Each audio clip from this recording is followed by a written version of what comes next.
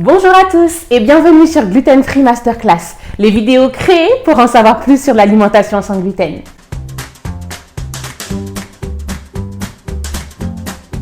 Quand j'ai commencé à faire des pâtisseries sans gluten, j'ai tout de suite commencé par la farine de riz parce que c'est ce que j'avais trouvé moins cher et plus simple.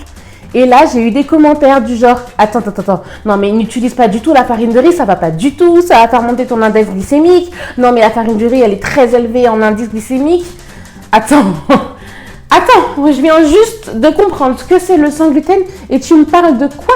L'index glycémique? Non, c'est quoi ça?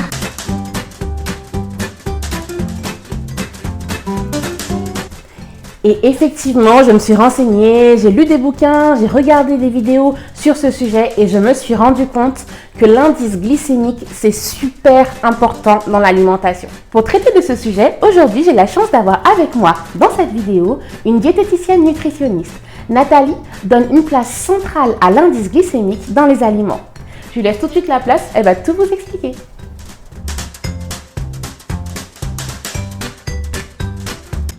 Bonjour, je suis Nathalie, diététicienne nutritionniste. Je remercie Carole de m'avoir invitée aujourd'hui à vous parler de l'index glycémique des aliments.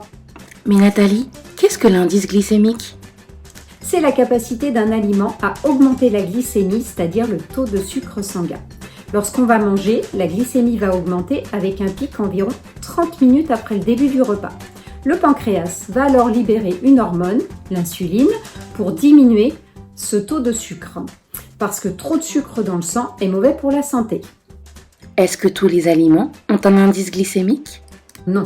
Seuls les aliments contenant des glucides ont un index glycémique. Ce sont donc les céréales et les farines qui en sont issues, les légumineuses, tous les fruits et les légumes et tous les sucres. Leur impact sur la glycémie a été mesuré et on a donc attribué à chacun de ces aliments un index glycémique allant de 0 à 100. 100 étant la référence avec le glucose. Comment sont classés les aliments en fonction de leur index glycémique? Alors il y a 3 niveaux dans les IG. Les IG hauts qui vont de 55 à 100, dans lesquels on va retrouver la farine de riz, la maïzena, le pain blanc, le sucre blanc. Les IG moyens qui vont de 40 à 50, où là on va retrouver le sarrasin, l'avoine, le riz basmati. Et pour terminer, les IG bas qui vont avoir un index glycémique inférieur à 35 et qui vont concerner la plupart des fruits et des légumes, mais également les oléagineux avec la poudre d'amande, la poudre de noisette et le soja. Mais alors, l'index glycémique, ça sert à quoi? Ça sert à choisir les bons glucides pour que l'impact sur la glycémie soit le plus faible possible. Lorsqu'on va manger un aliment avec un index glycémique élevé, la glycémie va augmenter très rapidement et très haut et ça va donc provoquer un pic d'insuline pour faire chuter cette glycémie. La problématique, c'est que derrière, ça va créer une hypoglycémie et donc du coup la sensation de faim et vous allez avoir envie de manger. Donc vous allez retourner dans le frigo. La problématique aussi, c'est que l'insuline a tendance à favoriser le stockage des graisses. Donc toutes les graisses que vous allez manger avec un aliment à index glycémique haut, va forcément se stocker plutôt que d'être consommé. Est-ce que l'index glycémique est compatible avec une alimentation sans gluten? Oui, ça l'est, mais c'est un peu plus compliqué. La plupart du temps, les farines proposées en substitution sont des farines avec un index glycémique très élevé.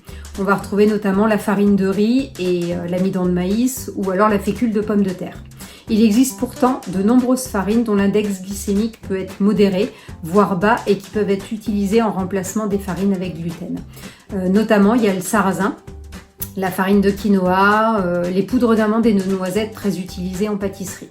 Je laisse maintenant Carole prendre la suite sur cette partie-là et je vous souhaite une bonne journée. Je vous dis à bientôt. Au revoir. Merci beaucoup Nathalie de nous avoir permis de mieux comprendre ce qu'est l'indice glycémique.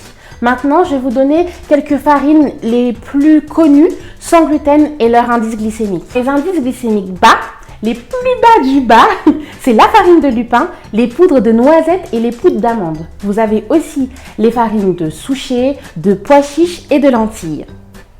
Dans les farines à indice glycémique modéré, c'est-à-dire entre 40 et 50, vous avez la farine de teff, la farine de sarrasin, la farine de fonio et la farine d'avoine, pour ceux qui le supportent. Et dans les farines à indice glycémique très élevé, c'est-à-dire entre 55 et 100, vous avez tout ce qui est fécule, fécule de maïs, fécule de pommes de terre, fécule de manioc, ou alors on dit aussi fécule de tapioca.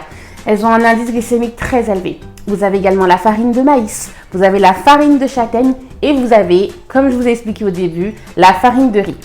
Plus la farine de riz sera blanche, plus l'indice glycémique sera élevé. Elle est d'à peu près 95. Ensuite, si vous prenez une farine de riz complète, on descend un peu, mais 75, quelque chose comme ça, donc c'est quand même très très très élevé. Moi, au début, j'utilisais principalement que cette farine et c'est quand j'ai su que j'ai commencé un petit peu, je mixe mes farines, c'est-à-dire que quand je prends de la farine de riz, je prends avec une farine avec un indice glycémique plus bas, comme par exemple la farine de lupin ou la farine de pois chiche. Ça permet un petit peu d'équilibrer. Pour en savoir plus, je vous invite vraiment à retrouver Nathalie sur Instagram et Facebook sous le nom de Nathalie DMN. Nathalie propose également des consultations individuelles par visio. J'espère que cette vidéo vous a permis de mieux comprendre ce qu'est l'indice glycémique. Merci infiniment de l'avoir suivi et je vous dis à très vite pour une prochaine vidéo. Retrouvez-moi et ma super communauté sur Instagram, YouTube, Facebook et Pinterest.